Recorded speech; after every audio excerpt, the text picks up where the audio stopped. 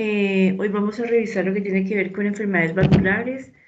Importante sus bases de fisiopatología para poder entender claramente cómo funciona esta parte, que pues la verdad, sin esa bomba, que sus dos funciones principales que hemos dicho ya desde el momento en que empezamos a hablar de signos vitales, cuando hablamos de frecuencia cardíaca, de tensión arterial, de pulso arterial y de pulso venoso, estamos hablando siempre de esa bomba.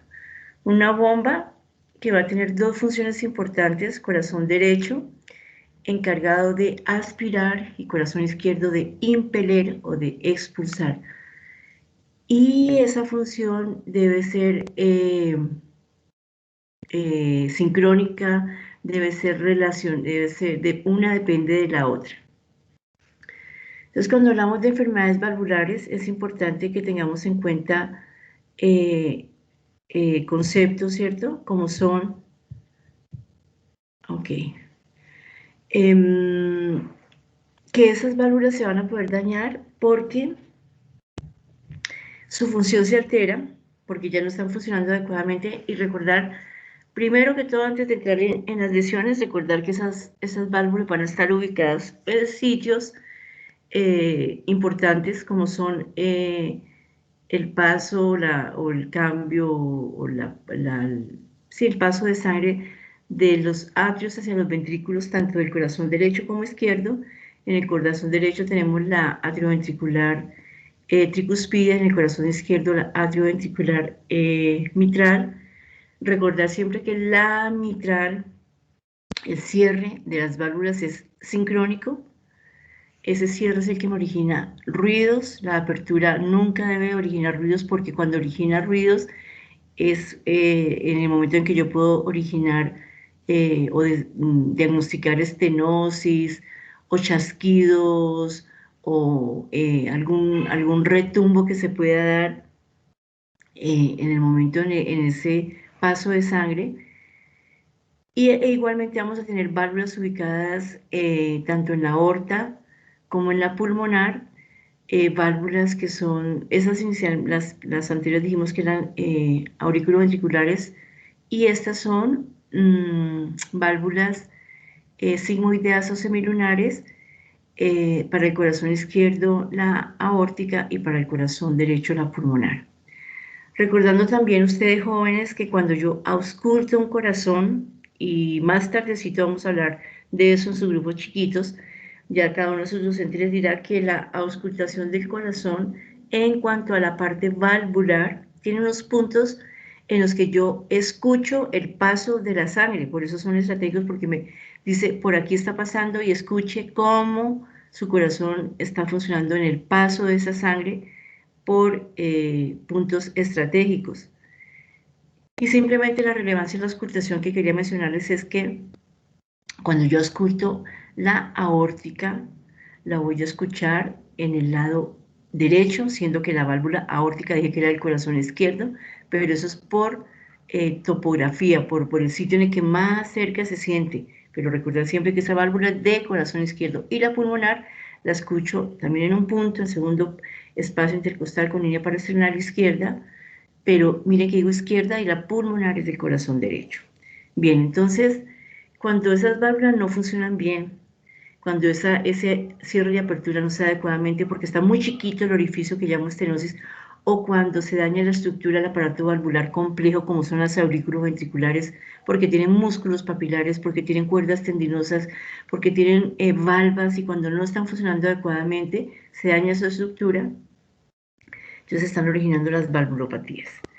Y los síntomas son como muy claros. Obviamente que yo no voy a esperar que un paciente tenga todos los síntomas para hacer diagnóstico, pero empiezo a sospechar. Y recuerden que yo tengo un examen físico que me va ayudando a ir pensando en qué tiene el paciente, porque yo hago inspección, palpación, percusión y auscultación, que la hago en ese orden, y siempre he dicho yo que los dos órganos, los dos sistemas, perdón, que me permiten hacer ese orden de inspección, palpación, percusión y auscultación son el cardíaco y el pulmonar. El cardiorrespiratorio, porque sigo ese orden perfectamente y voy haciendo el análisis de los hallazgos.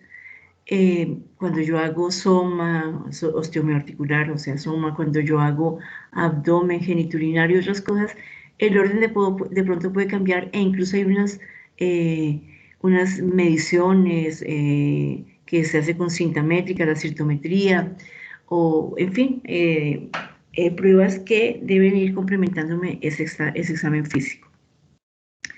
Se me puede dañar una válvula, se pueden dañar dos válvulas, una puede tener un tipo de lesión o combinada, uno puede ser insuficiencia y estenosis, y eso pues depende del compromiso que tenga ese corazón. Y cuando hay enfermedad valvular, debo yo pensar siempre en el paciente, dependiendo de su edad. Ya vamos a ver que hay pacientes que nacen con cardiopatías congénitas que obviamente sus válvulas pueden estar dañadas y de pronto, por favor, recuerden que ustedes tienen tiempo de estudio, por ahí están las horas en las que ustedes deben hacer esa interiorización y fuera de eso complementar su aprendizaje.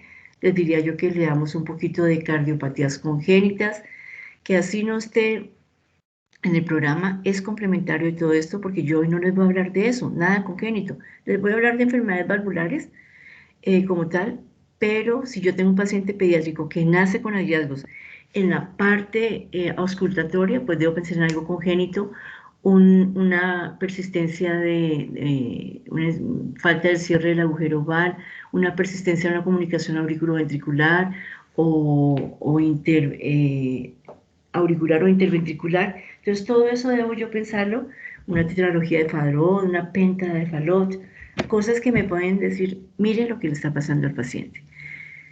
Cuando ya mi paciente es adulto, y por eso es tan importante la edad del paciente, por eso nuestra historia clínica debe estar involucrando muchos factores que yo debo analizar. Y si ya es un paciente adulto, debo yo pensar que la principal patología puede ser la fiebre reumática, que dejó carditis reumática como secuela. Y la fiebre reumática solo le da al paciente joven, al paciente pediátrico, bueno, al pediátrico no, pero pongámoslo al paciente que está escolar y al paciente adolescente. Y ya después de los 20, 25 años, como que uno ya no encuentra esto, porque es una edad propia de los primeros años de vida, de las primeras décadas de vida. Entonces, cuando yo encuentro un paciente 30, 40, 50, 60, etcétera, más arriba de años, y encuentro una lesión valvular, debo pensar que es como secuela de una carditis reumática. Y le pregunto a cualquiera de ustedes jóvenes, miraré yo aquí en mi chat y de una vez voy a hacer aquí, carambas, permítame un momentico por favor, se me perdió mi chat.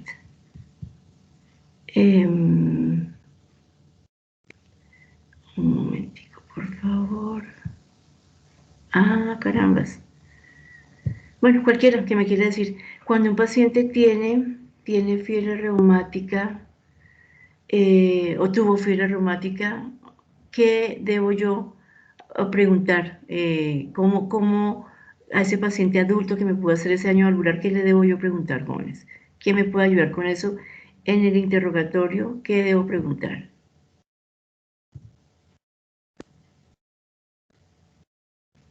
¿Aló? ¿Quién me ayuda?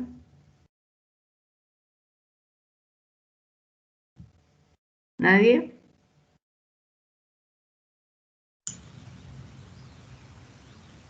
Profe, Sí, Luis Ángel, te escucho. podría Quiero ser, por verte también, por ejemplo, favor. astro. Señor, Ya prendí la cámara, sí. bueno, sí, Bueno, señor, te podría estoy ser, por escuchando. ejemplo, que si tuvo algún antecedente de faringitis estreptocócica.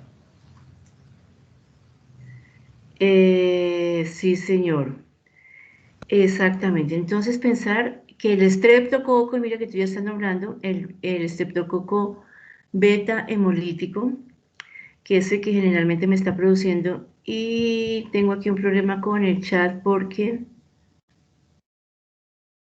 a ver, permítame un minutico, no sé qué está pasando. No sé qué pasa. Bueno, sí, señor, ese estreptococo beta hemolítico es el que me va a estar originando a mí entonces mm, la fiebre reumática, y cuando ese estreptococo origina la carditis reumática, con los años se va a manifestar como una valvulopatía. Sí, señor. Generalmente las cepas de estreptococo de faringoamigdalitis son las que tienen tropismo por válvulas del corazón, por eso dice que la fiebre reumática muerde las articulaciones y lame el corazón. Así es como hay cosas que uno debe recordar, entonces debe entender que por eso produce, se llama fiebre reumática porque hay dolores articulares y con el tiempo va a dañar el corazón. No es que me dio la fiebre reumática, entonces ya tengo la valvulopatía.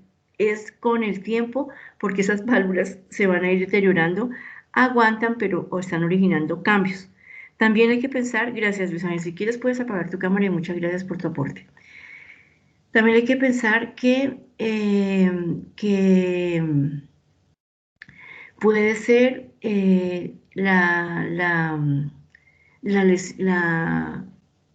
el compromiso puede ser en piel, porque también pueden haber dermatitis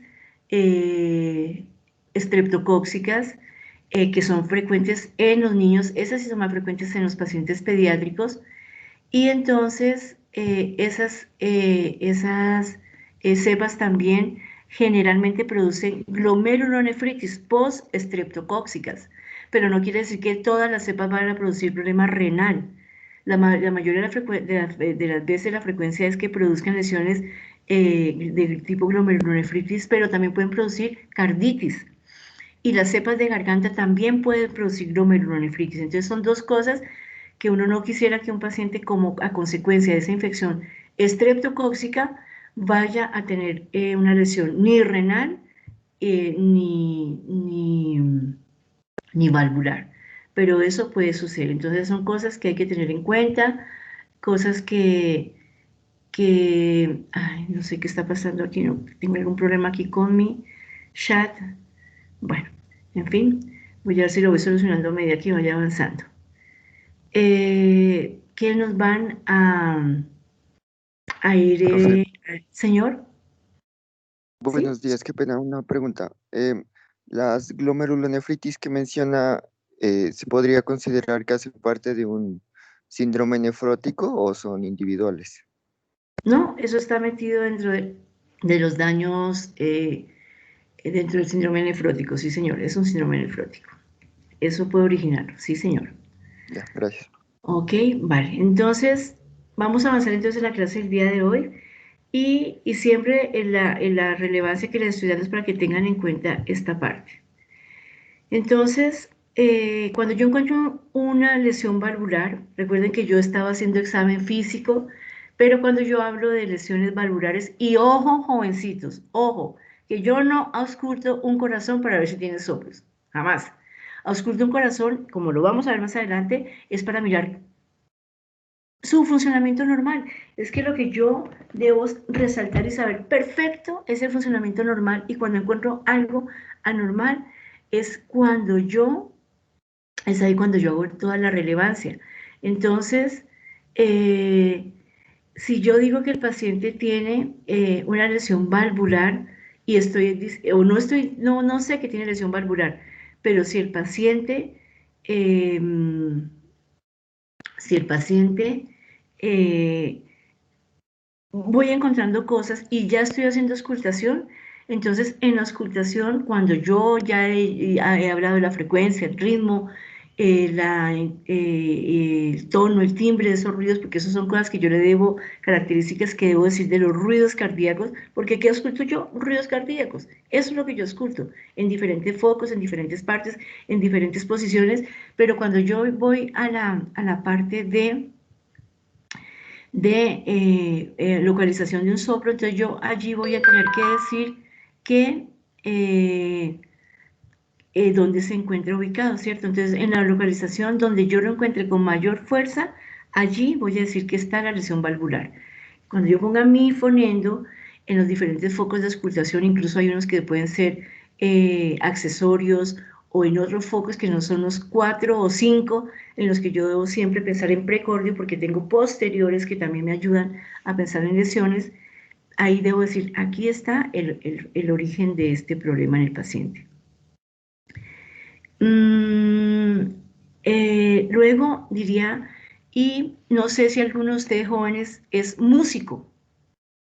No sé si alguno sabe de música, canta o sabe de música. Quisiera saber, por favor, ¿me ayuda alguien que si me dice si es músico?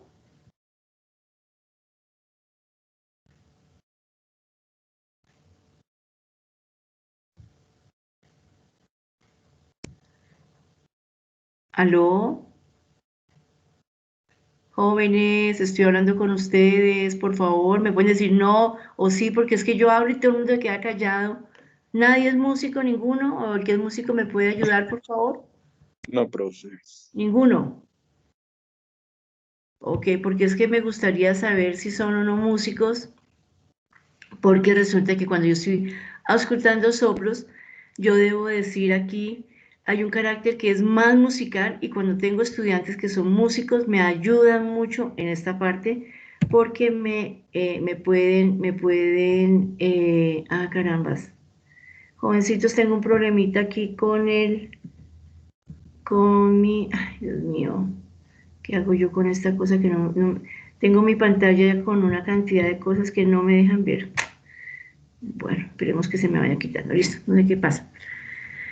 Entonces, les decía yo que sí que cuando yo hablo carambas. Dios santísimo. Permítame un segundito. Ok. Hablando del tono, yo puedo decir que es de tono bajo cuando el ruido es áspero, ¿cierto? O de un tono alto cuando el tono es musical. Cuando suena algo así, digo que el tono es alto cuando suena raspante, ¿cierto? Eso sería en cuanto al tono. Pero también puede ser en crescendo o en decrescendo, y quiere decir que el soplo, por ejemplo, hace empieza suave y aumenta, o puede ser ¿cierto? Aumenta y disminuye, que eso es en decrescendo o en diamante.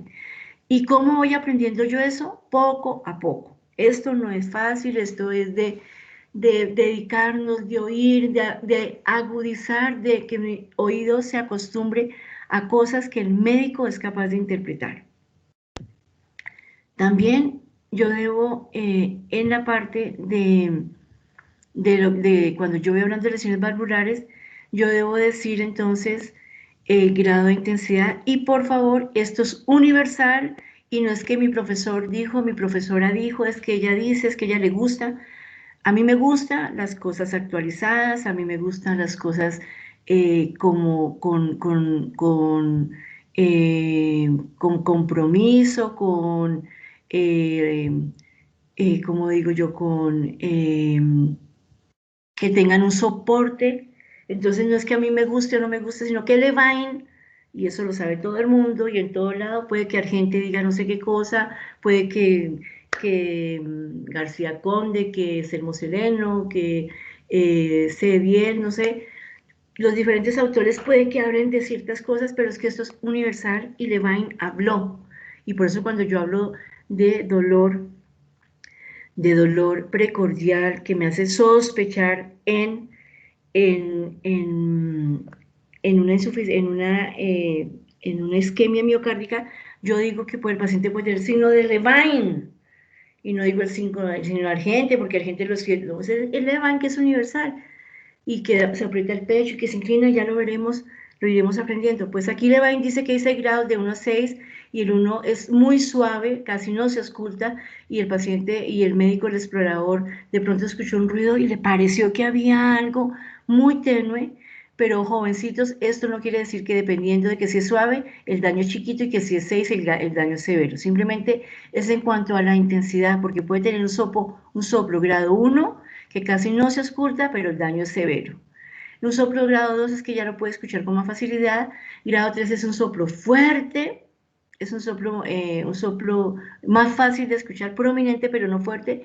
Pero el 4, 5 y 6, que se acompañan de thrill, y el thrill es un hallazgo que es antes de auscultar, yo hago palpación y cuando yo palpo y también aprenderemos dónde voy a poner mis manos para palpar, en esos sitios en los que yo palpo, entonces voy a encontrar yo un retumbo, es una vibración que origina el paso de la sangre, ese flujo que hay, y suena en mi mano, se percibe como cuando yo pongo la mano cuando un gato está ronroneando, cuando suena, siento esa turbulencia del flujo. El 4, 5 y 6 tienen esos, y pues obviamente que va a ser más fuerte esa percepción en el soplo 6, un poco menos en el 5 y mucho más, menos más discreta en el 4.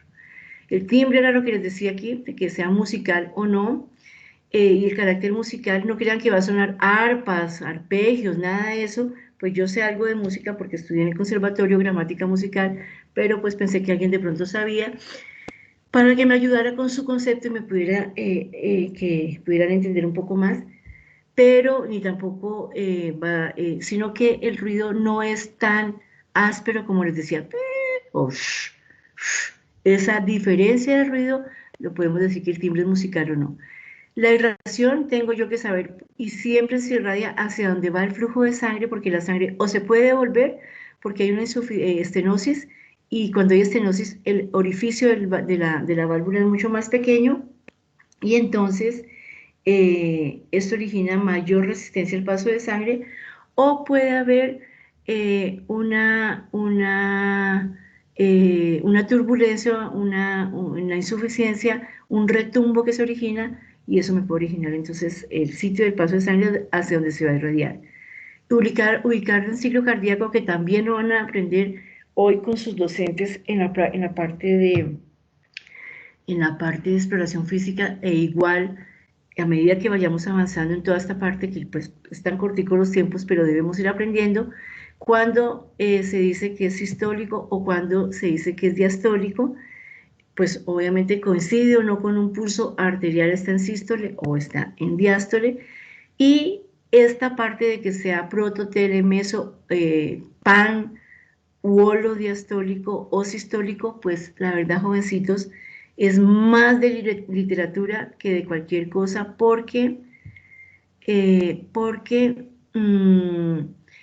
es muy complicado que yo, auscultando un corazón, pueda decir, está en el inicio de la sístole, está en la mitad de la sístole, está al final, ¿cierto? Porque tendría yo que tener pucha un requete oído y sin embargo en la literatura hace mucho tiempo se ubicaban los soplos, pero sí debemos ubicarlos y yo siempre les digo que cuando aprendamos soplos hay que dibujar el ciclo cardíaco. Dibujar ese ciclo cardíaco, dónde está la sístole, dónde está la diástole, quién me forma sístole, quién me forma diástole, y yo ubico mi soplo. Coincide con el pulso, está en sístole, no coincide, está en diástole, y voy a decir entonces que puede ser proto en el inicio, meso en la mitad y tele al final, y también puede ser holo y pan, que significan todo, con una diferencia entre el sístole y diástole cuando yo digo pan sistólico y solo es parasístole, por favor. Pan sistólico es un ruido que no me deja, el soplo no me deja escuchar el primer ruido. Es tan fuerte ese ruido que no escucho yo el cierre de las auriculoventriculares que me está originando el primer ruido. Y está en la sístole porque inclusive con un pulso periférico o un pulso central.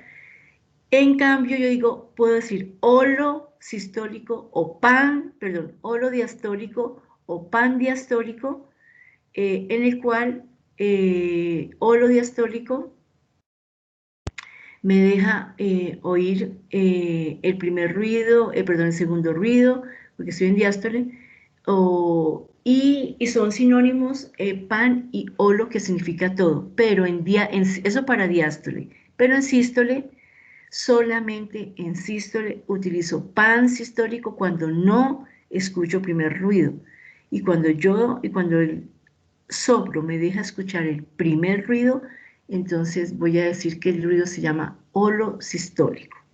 Son términos que debemos ir aprendiendo, como les digo, y aprenderlos a utilizar, pero es más complicado decir que está al final, a la mitad, o en el inicio, o ocupa todo el ciclo cardíaco, porque puede ser pan sistodiastólico, Se escucha tanto en sístole como en diástole. ¿Y cómo voy a confirmar yo esto? Pues obviamente con un ecocardiograma. Un ecocardiograma que es ahí cuando el cardiólogo me va a decir si hay o no ese ruido que se está presentando. Y yo debo diferenciar entonces entre corazón derecho y corazón izquierdo. Y habrá algunas maniobras, como aparece aquí, por ejemplo, Rivero Carvalho, en el que se me magnifican soplos de corazón derecho, y otras maniobras como por ejemplo Pachón, o la de Harvey, que es inclinando el tórax hacia adelante para el corazón izquierdo. Aquí en corazón derecho tengo más, tengo Valsalva, tengo Azulay, tengo acostando al paciente en supino y que levante las piernas o los brazos y las flexiones y extensiones, extienda para que llegue más corazón, más sangre al corazón derecho y se me magnifiquen soplos de ese lado. Rivero Carvalho es una apnea post-inspiratoria, y jovencitos, yo hablo clarito y les digo post-inspiratoria, para que cuando inspire llega apnea, llega mayor retorno porque se vuelve más negativa la presión intratorácica y aumenta la presión para que retorne más sangre o llegue mayor impulso de sangre por la, por la vena cava superior e inferior hacia la aurícula derecha en inspiración, post-inspiratoria. ¿Ok? Eso se llama Rivero Carvalho. No es que yo encontré tal, no, yo soy clarita, les digo, y cuando me dicen es que yo encontré, yo leí, porque es que ustedes siempre dicen que leen mucho y ojalá sea así, ¿no? No sea solamente la muletilla, decir yo leí en un artículo que leí, y leen hartísimo, pero pues cuando uno lee harto, uno tiene documentación y sabe expresar y decir las cosas. Entonces, por favor, para que no se vayan a confundir con que no es que yo leí que era apnea post-expiratoria, pues eso no será Rivero Carvalho. Yo estoy hablando de Rivero Carvalho. Entonces, fíjense que cuando yo voy a decir de un soplo, tengo que decir todas esas características y, ¿sí? ¿Hay alguna pregunta, alguna mano por ahí? Escuché. Sí, qué pena ¿Aló? la interrupción. ¿Sí me Me escucha? pueden levantar la mano, que yo le mano levantadas y doy la palabra. Sí, Es Daniel. que si la Su levanté. cámara, por favor. Sí, ¿Sí? sí, ya se Escucho, está. Daniel, vaya hablando. Profe, lo que pasa es que no entendí muy bien la parte de irradiación de los soplos. Ya Sí, diga que avancemos, van entendiendo. Son listo. generalidades, si me permite, y yo voy avanzando. Valeria había levantado la mano, pero después la bajó. ¿Va a decir algo, Valeria?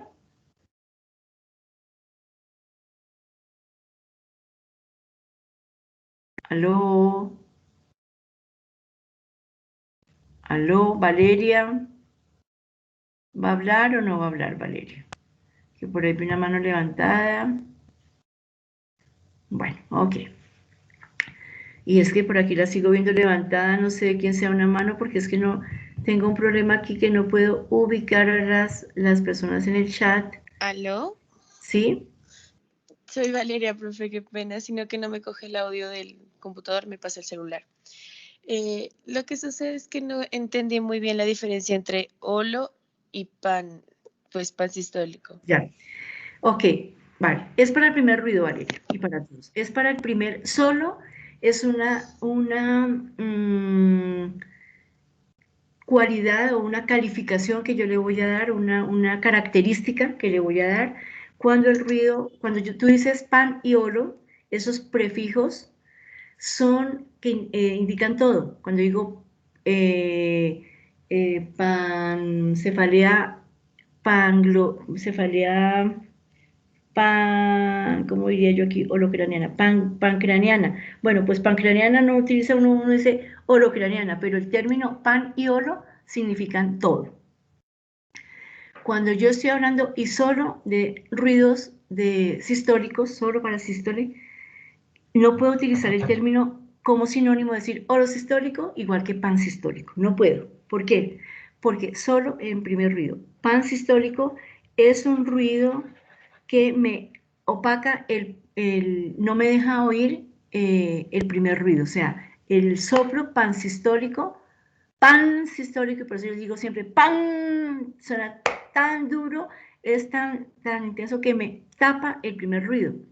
En cambio, cuando yo tengo holo sistólico y sigo en sístole, entonces escucho primer ruido, suena el primer ruido que es cierre de auriculares y me suena, ¿cierto? Y el primer ruido suena loop, la onomatopeya, y por eso la fisiología es de ustedes, niños. Y suena loop, doop, loop, doop, loop, doop. ¿Cierto? Y cuando yo suena el loop, que es el suelo de auriculares, que es el sincrónico, y si el ruido es holosistólico, yo escucho el primer ruido y después el soplo. Me deja oír el primer ruido. El pansistólico no escucho el primer ruido, escucho dup, dup, dup. ¿Listo? Hay que escuchar ruidos, hay que entender. No sé si fui clara, un poco más clara para Valeria y para el grupo. Sí, profe, muchas gracias. Con mucho gusto. Vale. Entonces vamos a seguir en la clasificación y vamos a avanzar, jóvenes, porque esto tenemos que ir aprovechando. Entonces los soplos me van a decir que puede haber un daño estructural, y va a ser un soplo orgánico o estructural, un daño funcional que se produce por dilatación de los anillos de la válvula, y por eso hay que saber la la anatomía, cómo es que son las válvulas, esa es la parte anatómica, qué partes tiene la válvula. Entonces se pueden dilatar y me pueden originar soplos de tipo funcional o fisiológicos, y fisiológicos, por favor, lo colocan entre comillas, que también algunos textos dicen inocentes. Pero cuando suena, cuando hay un soplo, y yo no puedo decir, no, pues no suena porque eso no pasa nada, es una cosa fisiológica o inocente, porque así me lo enseñaron. Pues si está sonando es porque hay un problema. Y generalmente es por anemias. Cuando un paciente tiene mucha anemia, la sangre pasa con mayor rapidez, el gasto cardíaco aumenta y la sangre rosa, el flujo sanguíneo no se da laminar, sino que choca con las paredes y me origina un soplo. Y generalmente ese soplo va a ser en un solo foco, no se va a auscultar, y cuando yo pongo al paciente a hacer alguna actividad, pues hay mayor gasto cardíaco y el soplo se va a magnificar. O cuando el paciente tiene fiebre de pronto. También puede ser por problemas que tengan crisis, tormenta tiroidea, una tirotoxicosis, un hipertiroidismo descompensado, y ahí entra en taquicardia y me puede estar originando esto. Pero una vez corrijo yo eso, al paciente le manejo su anemia, le estudio la anemia, porque no quiere decir que todo paciente con anemia póngale sangre. Primero tengo que estudiar y mirar qué tipo de anemia es. Obviamente que esa anemia no quiere decir que hasta que yo le tomo una muestra de sangre, llamo al hematólogo, y ya cuando él me diga lo puedo transfundir, que eso puede durar un día, o de pronto mediodía, o de pronto un poco menos de tiempo, dependiendo de la prontitud con que se hagan las cosas, pero yo ya le he tomado muestras de sangre y lo he estudiado. Y cuando lo transfundo, el soplo desaparece porque se compensó. Cuando el paciente con la tormenta tiroidea, con esa descompensación, pasa el estado se compensa sus hormonas tiroideas, se desapareció el soplo. Cuando el paciente con fiebre está con 38, 39, 40, está con taquicardia y la sangre choca porque está rápido el corazón, y pasó la fiebre y ya no escuché. Entonces ahí cuando digo, era por la fiebre, era por tal cosa. Pero yo debo mirar, hacer la evolución de ese soplo. Y ahí sí puedo decir, eso era un soplo fisiológico o inocente, pero sí había una explicación. Por eso digo que mucho cuidado con decir que era que no le pasaba nada al paciente. Y la característica es que esos soplos se escuchan en un solo foco de auscultación y no se van a irradiar a ninguna parte. Permítame un segundito, voy a sacar el puntero. ¿Dónde es que tengo yo? ¿Dónde busco el puntero? ¿Me ayuda alguien a decir dónde aparece el puntero? Porque no sé qué le pasó hoy a mi pantalla y tengo una desconfiguración aquí de cosas. Ya creería que ya me acuerdo dónde está. Voy a ver si está por acá. No. ¿Alguien me ayuda? Por favor, ¿dónde encuentro el puntero? En la parte inferior izquierda, profe. Anterior izquierda. ¿Pero anterior en qué parte? No, en la parte inferior izquierda. ¿Y en qué parte? Dime, ya estoy en la parte inferior, pero no sé dónde buscarlo. Ahí no le aparece como unos botoncitos. Unos Sí, botones. pero los de las diapositivas. Sí, ahí de las diapo ahí aparecen los botoncitos y ahí aparece como una pluma y ahí usted puede escoger el puntero láser. Pero no me aparecen, caramba. Lo único que me aparece es para adelantar o para seguir, y luego me aparece un ojito y dejar de presentar. No los encuentro, es que no sé qué le pasó ya a mi configuración y tengo como problemas en eso. A ver, voy a ver si los encuentro. No sé. Bueno, no sé si ven mi puntero aquí con la flecha, ¿lo ven? ¿Están viéndolo? ¿La Yo flecha no lo blanca? veo, pero No. No, carambas. necesitaría. profe, no lo- Bueno, entonces voy a tratar de escribirles bien para que me puedan entender, porque no encuentro, la verdad, qué lástima que no encuentro yo la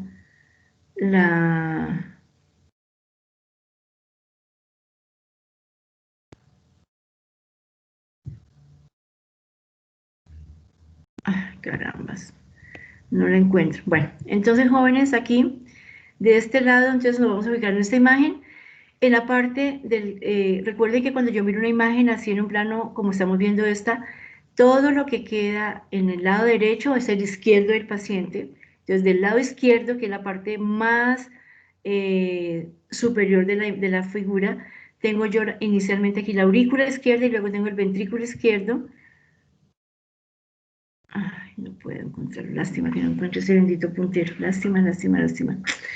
Y aquí está la válvula auriculoventricular entre aurícula y ventrículo, ¿cierto? Y tengo en el corazón derecho, más abajo, el que queda cerca a ese vaso que vemos de color azul en su imagen, el atrio derecho y el atrio y el ventrículo derecho, y la válvula que está comunicando es la atrioventricular del lado derecho. Y luego tengo entonces la pulmonar, que la están viendo en azul, y la aórtica, que la están viendo en color, a ver, sí, en color violeta. Ubicarnos en el paciente con la anatomía lógica, y ya les hice por eso la relevancia de cuando esculto, sobre todo en los focos de base, que son la aórtico y pulmonar, qué me queda en el corazón derecho y qué me queda en el corazón izquierdo.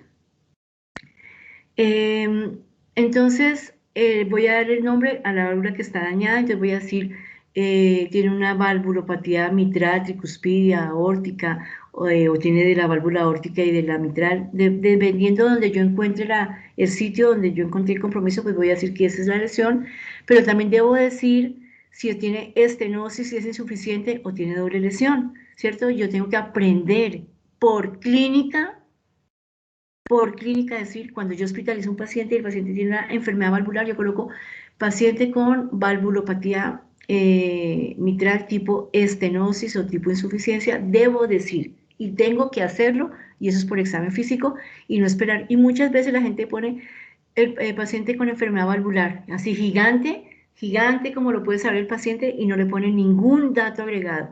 Y semiológicamente todos debemos ser capaces de diagnosticar la lesión que tiene el paciente. ¿Y cómo lo hago yo? Pues con el examen físico. Entonces, por favor, la relevancia del examen físico, nosotros debemos ser muy juiciosos, muy buenos clínicos, muy buenos clínicos, jovencitos, porque la inspección es tan importante que me ayuda a ir encontrando cosas que me van haciendo pensar en hallazgos del paciente, y cuando yo le hago ya la palpo y si siento thrill, definitivamente hay turbulencia, y cuando ausculto, haciéndole apnea posinspiratoria, Harvey, Azulay, muchas maniobras a mi paciente para mirar cómo está ese flujo y voy a hacer el diagnóstico. Hay pacientes, y dice aquí, que muchos años van a estar asintomáticos, pero ya les dije también que es por lesión generalmente carditis reumática, la fibra reumática que les daña el corazón, pero no quiere decir que todos tengan el origen carditis reumática, porque puede ser por otra causa, por una enfermedad chagásica, por otro daño, por un infarto. El paciente tuvo un infarto, se le rompieron las cuerdas y los músculos papilares sufrieron y queda con una insuficiencia, y con esa insuficiencia se me vuelve el paciente, presenta la valvulopatía, o el paciente hipertenso con muchos años que hace una dilatación de las cavidades del corazón, una cardiopatía hipertensiva dilatada, y las válvulas son insuficientes, y entonces también encuentro la valvulopatía. Hay que pensar en otras causas porque no es la única, y tenemos que irnos enriqueciendo en qué más puede producir.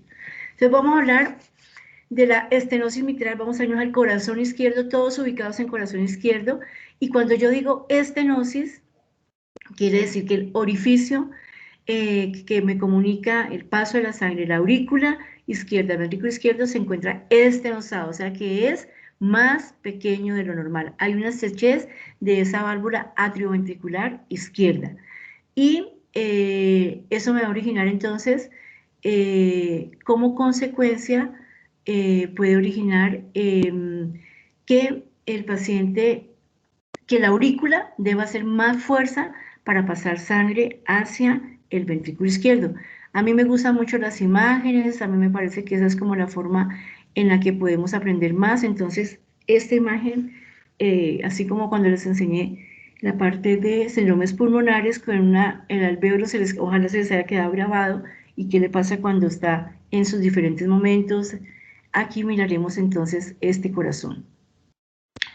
Y mirar esta aurícula izquierda, y aquí está la parte de la comunicación, y tengo el ventrículo, aurícula y ventrículo, y resulta que el orificio se me va volviendo, como lo ven aquí esquematizado, más pequeñito, y entonces la aurícula es la que tiene que hacer mucha más fuerza para pasar sangre por ese orificio pequeño, para que pase sangre en la sístole de la aurícula hacia el ventrículo.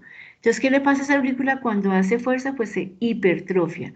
Si yo le tomo un electrocardiograma a ese paciente y estoy diciendo que hay hipertrofia aurícula izquierda, ¿qué veríamos en el electro?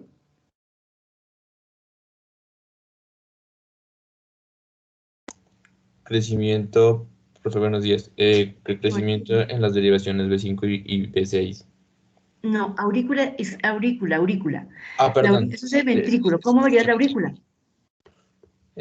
Pues si se le saca el eje, podríamos encontrar de que se encuentra el eje desviado hacia la izquierda. No, pero una P mitral, que me habla de hipertrofia de aurícula izquierda, ¿cierto? ¿Sí o no? ¿Sí o no? Sí, con ondas P aumentadas. ¿Señora? Con ondas P aumentadas. P aumentadas no señora, una P mitral, ¿no? P aumentada, ¿qué significa P aumentada? No te entiendo, Angie. ¿Qué es una P aumentada? Es decir, con doble pico, con onda No, P, con onda P pero mitral. no son picos, es P mitral mellada, ojo con los términos. Es P pulmonar, puntuda, picuda, de hipertrofia de aurícula derecha, y P mellada, que quiere decir que se me amplía en tiempo y no en altura. Mucho cuidado con las cosas, y hay que aprender a diferenciar. Vería yo una P mitral porque está crecida y dilatada la aurícula izquierda. Pero recuerden que la aurícula izquierda es una cavidad que no aguanta mucha presión. Si sucediera esto, de pronto aquí el músculo del ventrículo, es que bueno, no tengo el puntero, el músculo del ventrículo podría originarse esos cambios. Qué lío, caramba, es que no puedo encontrar yo el cursor. Bueno, en la parte del ventrículo el músculo se me hipertrofia, pero como es la aurícula, en la parte de arriba que está la aurícula, entonces esa aurícula, a ver aquí más acciones, teclado, mostrar, acceder, quisiera un puntero, no sé qué hacer para un puntero, Dios mío. Ay, ¿será que en la configuración del dispositivo encuentro? No. Micrófono, cámara, no. Qué lástima que no pueda encontrar, porque la verdad sí necesito como el puntero. Profe, ¿y por qué no intenta salir y volver a entrar? A ver si me cargo bien.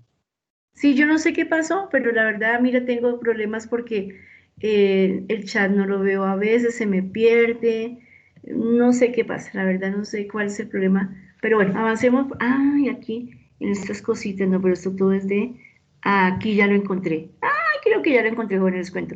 No, mentiras, eso es del chat. Bueno, no voy a perder más tiempo en eso porque me quedé con las ganas de que me apareciera, y de verdad que a veces es importante ese punterito. Lástima. Entonces, la aurícula se me va a dilatar, pero la aurícula es una cavidad que no aguanta mucha presión ni mucho volumen.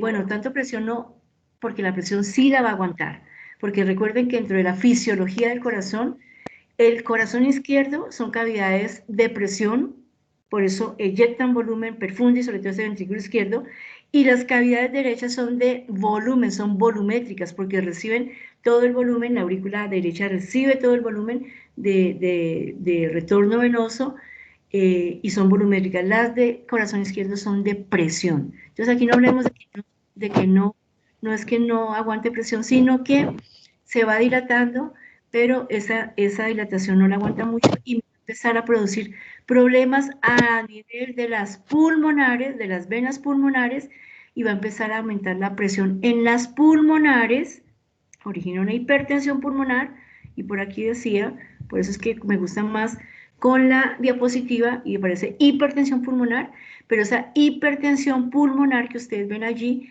me va a originar congestión, jóvenes, en últimas, del lecho pulmonar, del lecho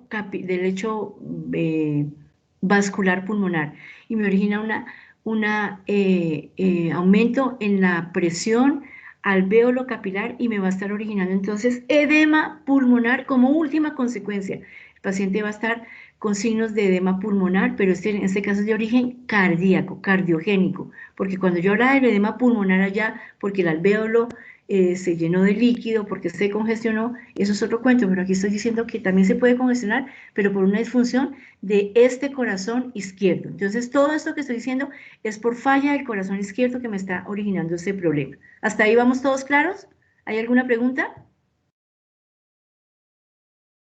¿Sí o no? ¿Todo claro? Giovanni, Nicolás y Daniel, listo. Veo manos. Por favor, me hablo. Entonces, ay, no les puedo ver la mano, qué rabia. Porque cuando apenas, listo. Cuéntanos, Nicolás, cuéntame. Buenos días, profe. Pues le quería preguntar si en esos casos también podría corresponder como el mismo mecanismo de un coranémico. A ver, lo que pasa, sí le dice coranémico, ¿cierto? Sí, señor. Porque ya me estás hablando, ¿a qué se llama coranémico? Pues principalmente era cuando aumentaba el flujo de sangre hacia los pulmones, pero este flujo iba muy fuerte y pues principalmente se daba en anemia cuando los pacientes, el origen pues en sí era cardíaco. Eso fue lo que entendí por parte de coranémico. Vale. Coranémico es de corazón que como consecuencia de su estado severo de anemia, entonces yo voy a decir que es una anemia muy marcada, una anemia severa, en el paciente origina que esa taquicardia que tiene el paciente para compensar la baja cantidad de glóbulos rojos para que oxigenen tejidos no es adecuada. Entonces el paciente hace taquicardia, va rápido, el paciente en coranémico va en gran taquicardia para perfundir más, pero el corazón no aguanta ese ritmo alto y el corazón empieza a ser bajo gasto porque le falta, no es porque esté bajo gasto por falla de bomba, sino por anemia. A eso es lo que llamamos coranémico. Entonces no es como el coranémico, porque aquí estoy hablando es de que la sangre se me está devolviendo, como no puede pasar fácilmente por un orificio chiquito que me comunica la aurícula al ventrículo, se me está quedando sangre en la aurícula y esa sangre en la aurícula no es muy grande y no aguanta y me empieza a aumentar la presión en las pulmonares y las pulmonares empiezan a congestionar todo el lecho vascular pulmonar. No es lo mismo, son cosas diferentes. No sé si fui clara, Giovanni. Sí, señora, gracias. Vale. Por aquí veo otra mano levantada y me dice que es de DC.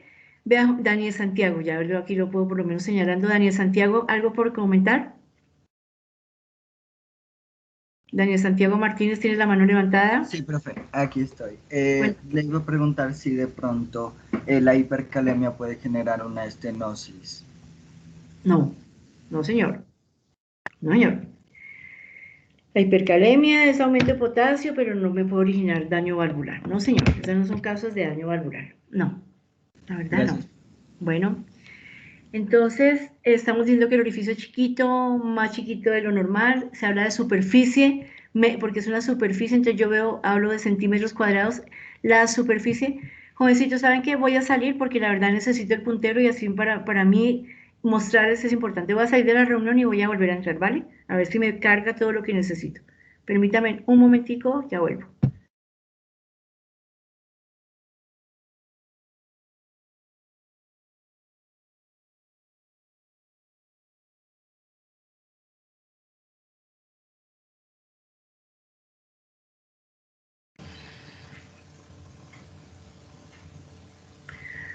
Ah, pero aquí, jóvenes, tengo que volver a cargar mi presentación, ¿verdad? Yo pensé que la charla, a ver, ¿qué pasó con la charla? Ay, Dios mío. La charla se perdió allí. Tengo que A ver.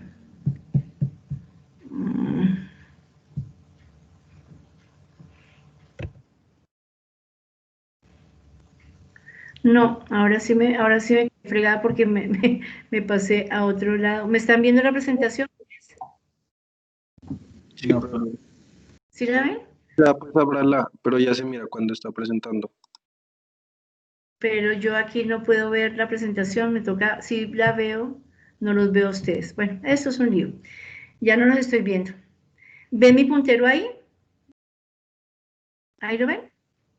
Sí. Ah, ok, entonces voy a dejar esta parte, por lo menos si ven el puntero. Entonces vamos acá, que para mí es mejor que puedan ver el puntero. Entonces aquí decía yo que el orificio hablamos de centímetros, porque es una superficie, y las superficies se miden en metros cuadrados o kilómetros cuadrados, y aquí son pues centímetros cuadrados, y este orificio se vuelve menor a 2 centímetros y hace mucha presión. La aurícula, para que pase sangre a través de ese orificio que está aquí disminuido, y se me va dilatando, aumenta la presión en las pulmonares y me aumenta la presión en el lecho pulmonar, originando entonces una hipertensión pulmonar. Entonces, como es de corazón izquierdo, joven, y espero que se vayan grabando. ¿Qué clase fue la que vieron ayer con el doctor Taramuel? Dolor torácico. Ah, ok, ustedes ya hablaron de Levine. Listo, yo pensé que había sido falla cardíaca, pero listo, ya van a saber con esto que les estoy hablando, ya van a saber signos o síntomas que presenta el paciente. Profe. Señora. Uy, perdóneme, no sé si les pasa a más compañeros y yo pensé que era mi internet, pero es que yo veo su inicio del equipo y como que sus documentos, pero no veo la imagen. Sí, a mí No sé si les pasa a los demás compañeros. No, ahorita O solo es problema de mi internet. No, y es que saben que yo no los estoy viendo, permítanme un segundito, qué lío, ¿no? Qué lío. Porque es que aquí, por ejemplo, no los veo a ustedes y no veo mi presentación. Ay, es que esto sí es un lío. Permítanme un segundito, a ver si logro que nos ubiquemos todos donde debe ser. Un segundito, a ver. A ver, esperemos que puedan, pero es que se me pierden ustedes. A ver, no sé, ¿allí están viendo ya o no? Sí, ahí ya. ¿Sí? Sí, profe. Profe, ahí ya veo. Vale. Necesito que me verifiquen si la reunión se sigue grabando. Sí, ¿no es cierto? ¿Se sigue grabando? Sí, profe. Sí. Perfecto.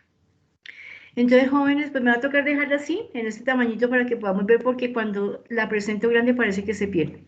Entonces les decía yo que... ¿Y este por qué me muestra así? Carambas. Ahora no se me daña el diseño. Entonces, este corazón se me está alterando porque se estenosa esta válvula, que es la misma que está aquí, y origina que el paso de la sangre se dificulte. Como es corazón izquierdo, les decía yo que, ojo, que la falla cardíaca izquierda, todo lo que es de corazón izquierdo, puede ser esto. No estoy diciendo que esté en falla todavía, estás con una estenosis de la válvula y me va a originar entonces, y como cambió aquí la diapositiva, bien santísima, me tocará desde acá, sí, va a haber disnea. Y la disnea, jovencitos, es de problema de corazón izquierdo, porque estoy en la parte valvular izquierda, en la aurícula auricular izquierda, que ese va a ser el principal síntoma, y el paciente entonces va a tener dificultad respiratoria que a medida que haya mayor daño, mayor congestión del lecho pulmonar, porque inicialmente es el corazón el que está con problema en esa válvula, pero eso va a repercutir en las pulmonares, en las venas pulmonares y eso en el lecho pulmonar. Y entre mayor compromiso haya en el lecho pulmonar, pues mayor dificultad respiratoria va a tener el paciente. Las pulmonares se me vuelven con aumento de la presión y en últimas, como les decía yo, me va a producir hipertensión pulmonar con una hipertrofia de la aurícula izquierda. Y vuelvo y les digo, si tomo electro, me haría P mitral, P mellada, aumentada en el eje de las X, que es tiempo mayor a 0,12 a 12 milisegundos o a 0,12 segundos. El paciente puede hacer hemoptisis, y ojo, porque es que uno dice hemoptisis y se imagina que es tuberculosis, y jovencito, ustedes ya no están para que estén pensando así. Por favor, su panorama de sangrado proveniente de la parte pulmonar no puede ser solamente... Quisiera que ya tengan más herramientas porque pasamos por asma, pasamos por bronquitis aguda crónica, pasamos por neumonías, muchas otras cosas que me pueden producir, y aquí la ven en insuficiencia, en estenosis mitral. Y el paciente entonces tiene esa presión aumentada, esa hipertensión en el lecho pulmonar, origina que se rompan vénulas y venas bronquiales. Y si se me rompen venas, pues va a ser mayor la cantidad de sangre. Si se rompen venulitas, pues puede haber, cuando tose, cuando está con la sangrado, puede haber entonces pintas de sangre, que es un esputo hemoptoico y no es una hemoptisis como tal. El paciente va a originar arritmias jóvenes y son arritmias auriculares. ¿Y por qué auriculares? Porque es el problema en la aurícula dilatada, y una arritmia, una aurícula dilatada significa que no se contrae igualito. Cuando yo digo sístole auricular, quiere decir que toda la aurícula se aprieta, eyecta volumen, pasa por la aurícula auricular y pasa al ventrículo izquierdo, pero aquí, como la aurícula está dilatada porque está hipertrofiada, no se contrae al tiempo, y el paciente, y de una vez voy a corregir aquí, vean, voy a aprovechar y voy a corregir, el paciente lo que tiene es contracciones asíncronas, o sea, no al mismo tiempo, y entonces me origina fibrilación auricular, que si yo miro un electro, cualquiera, por favor, rápidamente, miro un electro, ¿cómo miro la fibrilación auricular? ¿Cómo se ve una fibrilación auricular en el electro? ¿Con ondas F, profe? Ondas ¿Cómo se F. ve? Sí, señor, ¿cómo son esas ondas F? F minúscula, ¿no? Porque hay ondas F mayúscula de Flotter. ¿Cómo son? Son F minúsculas y pues también se presenta la presencia de ausencia de ondas P. O sea, perfecto, no hay ondas P, sino que son una cantidad de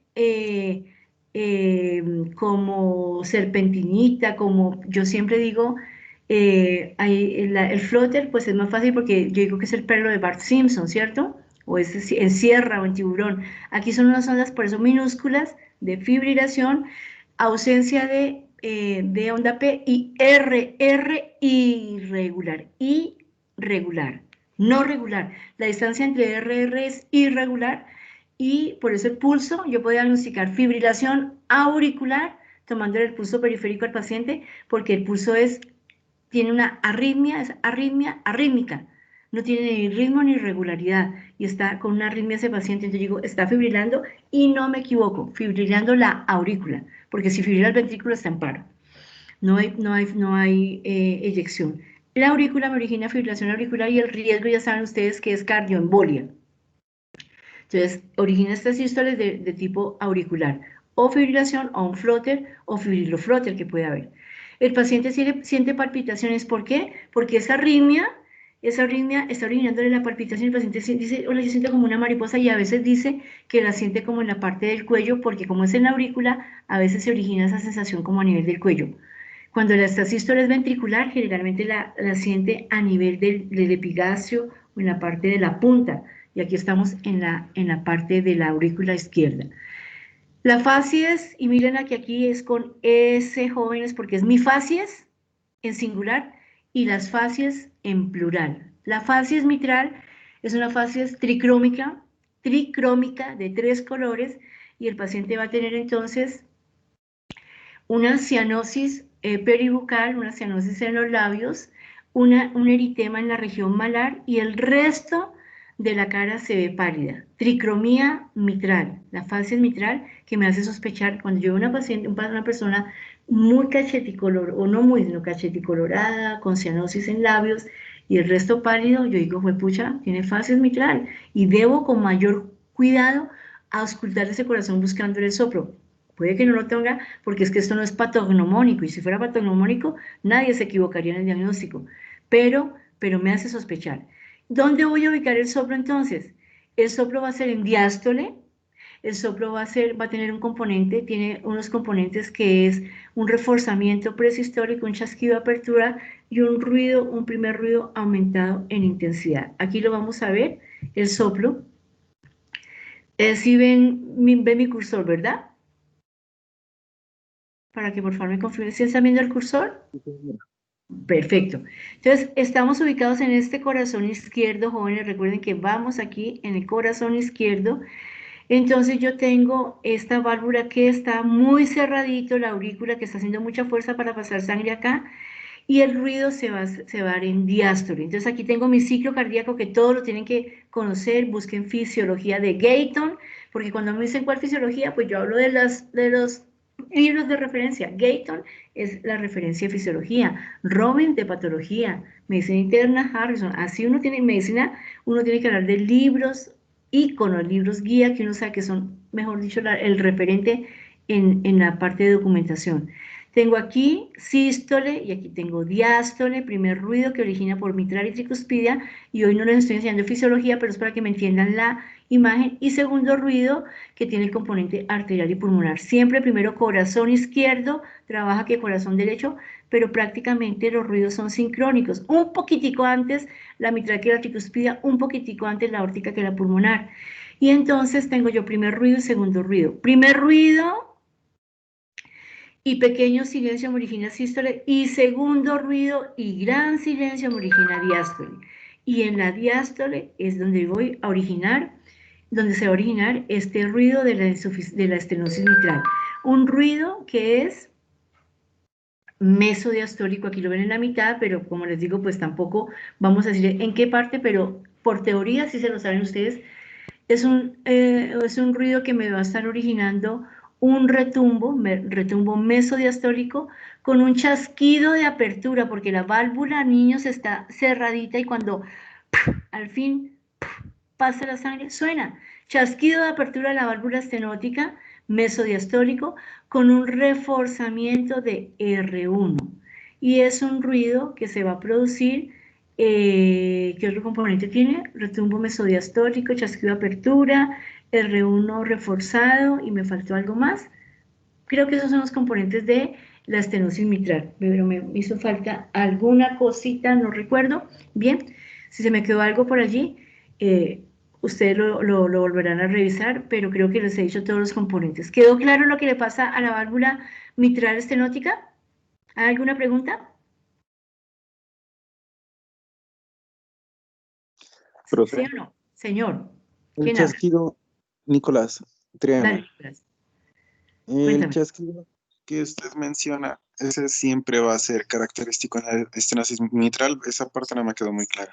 Sí, señor, es un componente del soplo. Ah, gracias. Chasquido porque la válvula está estenótica. Es que no es que te quede claro, sino que me escuchen. Tiene esos componentes y eso hace parte de la estenosis mitral. Ok, pasamos a la insuficiencia mitral.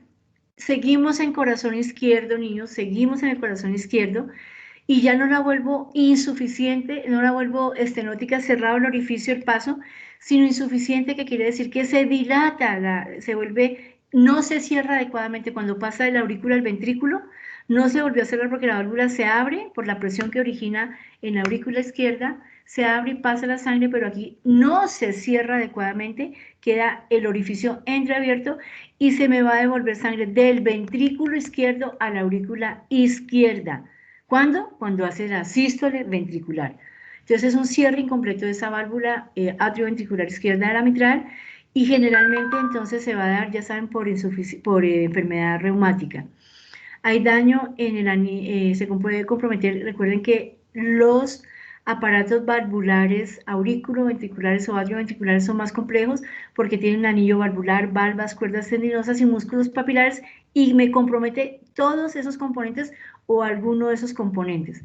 Las causas las tienen aquí ustedes, principalmente también primera causa fiebre reumática, pero pueden haber más compromisos. Por ejemplo, el paciente puede tener un Ehlers-Danlos, ¿cierto? Puede ser marfanoide, puede tener problemas en una enfermedad en la parte de las fibras de colágeno, y también esa hiperelasticidad de la fibra me va a originar, como sucede en el Marfan o en el Ehlers-Danlos, y se van dilatando los anillos y entonces no cierran adecuadamente. Como les digo, siempre hay más causas, no pensar en la única. ¿Qué es lo que está pasando entonces?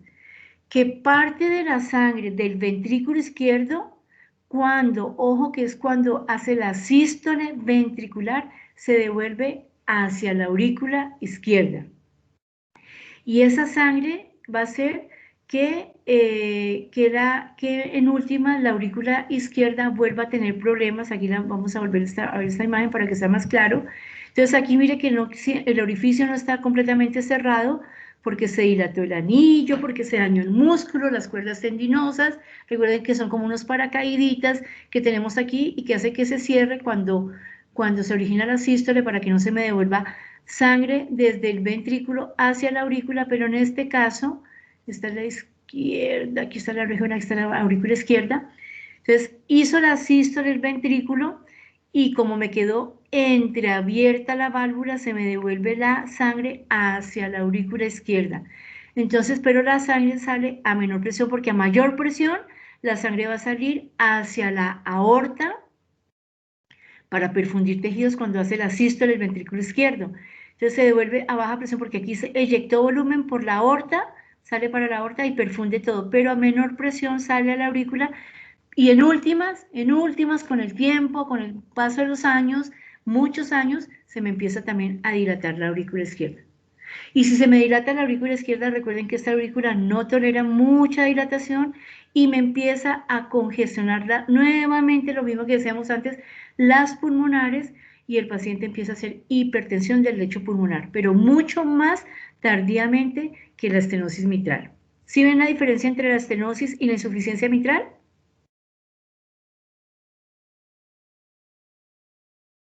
¿Sí o no, Sí, jóvenes? profe. Vale. Entonces el paciente tardíamente, con el tiempo, me va a hacer disnea también, porque es de corazón izquierdo. Va a ser disnea, pero esa disnea como es cardíaca, es de esfuerzo y es una disnea progresiva. El paciente me va a decir, es que yo antes podía subir y bajar gradas sin problema, pero con el pasar de los años ya no puedo subirlas porque me falta el aire, y con el pasar de los años resulta que ahora solo cuando me estoy vistiendo me estoy sintiendo ahogada. Yo digo, ah, caramba, eso es un problema grave y es una disnea de esfuerzo. Incluso el paciente llega a ser ortopnea y llega a ser disnea paroxística nocturna, que son signos de falla cardíaca izquierda, porque está haciendo ese problema que con el tiempo se ha ido instaurando en el paciente. El punto de máximo impulso, PMI, ictus cordis, choque de punta, como lo quieran llamar porque tiene varios nombres, el PMI de ese paciente va a ser dinámico y va a estar por fuera del quinto espacio intercostal y con línea medio clavicular. Ya vamos a estar hablando más adelante, y jovencitos, todo esto hay que leerlo, todo esto de PMI hay que leerlo porque no aparece dentro de los temas a revisar. En semiología el programa está así diseñado, pero a ustedes les toca leer mucho y ya deben estar leyendo todo lo que tenga que ver. Creo que ya me han oído escuchar que cuando yo cambio de sistema, la terminología es propia de ustedes y ustedes deben ir documentándose en los diferentes tipos de disnea, porque el paciente hace ortopnea, porque hace disnea paroxística nocturna, cómo es el PMI, qué significa un PMI en cúpula o un PMI en cúpula de bar o muy levantada, muy visible, porque lo puedo yo ver y si no lo veo no hay problema, pero puedo yo verlo.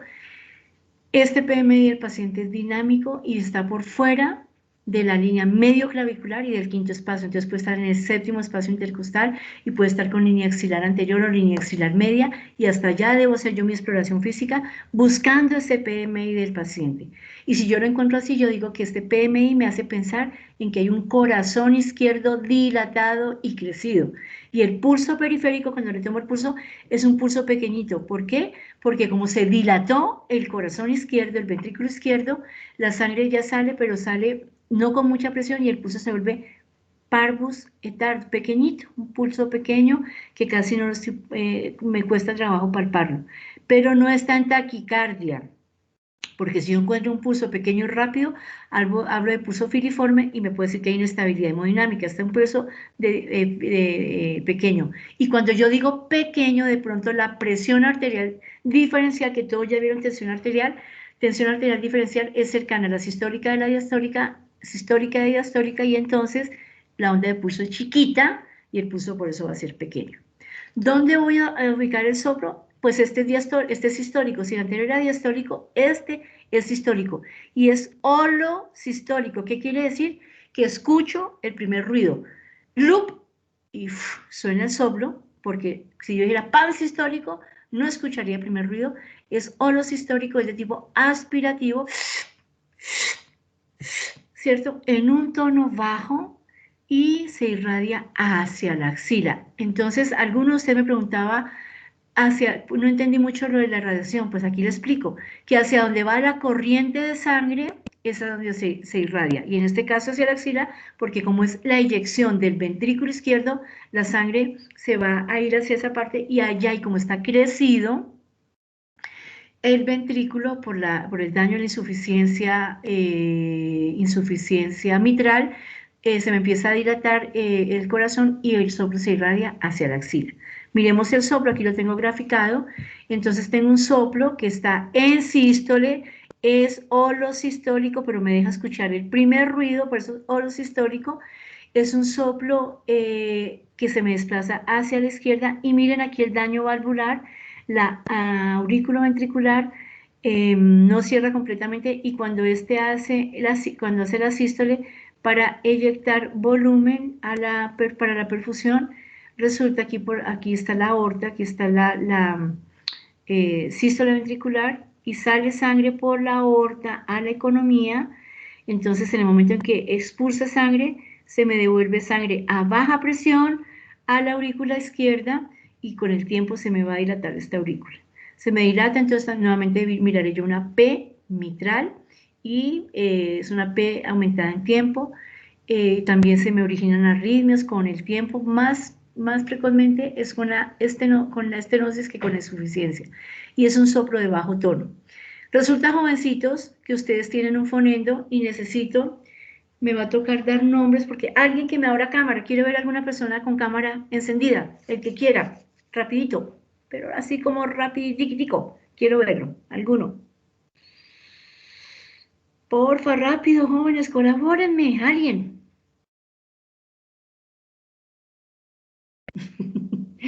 Ay, niños de Dios, así no podemos, porque es que yo necesito gente aquí colaborándome y estando pendiente.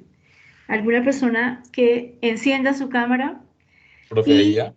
No, no te estoy viendo. Es que, ¿sabes qué pasa? Es que si me pasa algo de aquí, no te puedo ver. ¿Quién habla, perdón? Nicolás Ureña. Pues, Nicolás, ¿tú eres NM? Sí, Nicolás Ureña.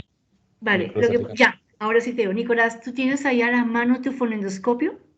Sí, señora. Hazme un favor y me lo pones en el monitor. Déjamelo ver en tu cámara, mejor dicho.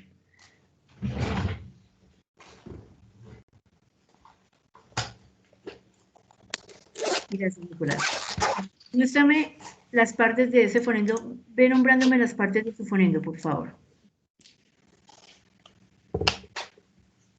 Entonces aquí tenemos las ojivas. Digo, no, las olivas. Olivas, no ojivas. Olivas, ¿ok? ¿Vale? Olivas. Aquí tenemos pues la manguerita. Arriba las olivas que conducen con mangueras, la única manguera. Y la parte distal, ¿cómo se llama el aditamento en la parte distal? Esta es la campana, digo, esta es la campana y está acá, viene siendo lo que es la membrana. Al contrario. Perdón, la membrana y la campana. Vale, la membrana o diafragma, ¿cierto? La grande. Y la parte posterior que tú mostraste se llama la campana. Nicolás, ¿tú sabes para qué se utiliza campana y para qué se utiliza diafragma? ¿O no hay problema? ¿Es igual? ¿Tú sabes el uso de eso? Sí, profe, pues por lo general la campana, pues estica, la campana se la usa pues en la parte de pediatría y cuando se quiere auscultar en caso de que haya un soplo en la parte temporal. Por lo general, y en algunas ocasiones, pues no muchas, se lo suele colocar aquí para auscultar si hay un soplo en las yugulares, pero más que todo se lo usa en la pediatría. Y bueno. en la membrana o el diafragma ya se lo usa pues en lo que ya es el adulto para escuchar la parte pulmonar y la parte cardíaca. Vale, bueno, Nicolás, y para todos, no me vas a apagar tu cámara y necesito que me muestres nuevamente la parte de campana y diafragma, la dejes en el monitor. Entonces, simplemente, la parte, al lado, de la otra no la subas, no te preocupes para que no te canses, sostén solamente la parte de que tienes la campana y el diafragma. Vale. Esa campana, muéstrame la campana. Perfecto. Esa campana no es para pediatría, jovencitos, porque el fonendoscopio de pediatría es chiquitico y esa campana en pediatría puede ser diafragma porque el tórax del pediatra, sobre todo en el recién nacido, y ustedes van a ver que los fonendos son como de juguete. La campana es un aditamento que se utiliza para ruidos de baja tonalidad. Que cuando el ruido es de baja tonalidad, si yo le pongo, muéstrame el diafragma, muéstrame eso, diafragma o membrana. Si yo empiezo a auscultar con este dispositivo, membrana o diafragma, pues resulta, jóvenes, que se me pierden, no puedo auscultar sino ruidos de alta tonalidad. Y generalmente uno se pone el fonendo y chumbulum que le clava el diafragma en el tórax al paciente. Y resulta que tenía un soplo de baja tonalidad, por eso que la gente dice, yo no le escucho nada, ¿cuál soplo? ¿Dónde? ¿Por qué? Porque está auscultando con campana, perdón, con diafragma o con membrana, que es lo mismo, membrana o diafragma. Y resulta que el tono era muy suave, muy sutil, y si puso esto, no se filtró el ruido. Entonces, por favor, para ruidos de baja tonalidad como es este, se utiliza la campana. ¿Quedó claro? Sí. Nicolás, quedó claro. Y para todos, muchas gracias, Nicolás, si puedes apagar tu cámara, y muchas gracias por tu colaboración. Muy formal. Entonces, jóvenes, este ruido es de baja tonalidad, es un ruido aspirativo,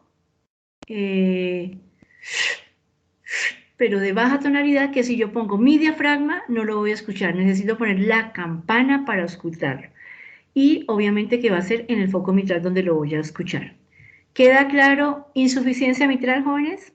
¿Queda claro el uso de diafragma y de campana del fonendoscopio? Cuando ustedes estén en pediatría van a ver que su fonendo grande no recibe. ¿Sí? ¿Por ahí alguien habla? Cuéntame. ¿Quién habla? ¿Quién hablaba? ¿Nadie? Bueno, entonces continuemos. Ay, pucha, ay, me salí, ¿qué pasó ya? Vamos entonces al corazón, vamos a ir, seguimos con, entonces ya tuvimos las lesiones de las aurículas ventriculares del corazón izquierdo. Ahora vamos a ir a las lesiones tanto de estenosis como de insuficiencia de ese corazón izquierdo. Entonces tengo yo la estenosis aórtica y ya saben lo que es estenosis.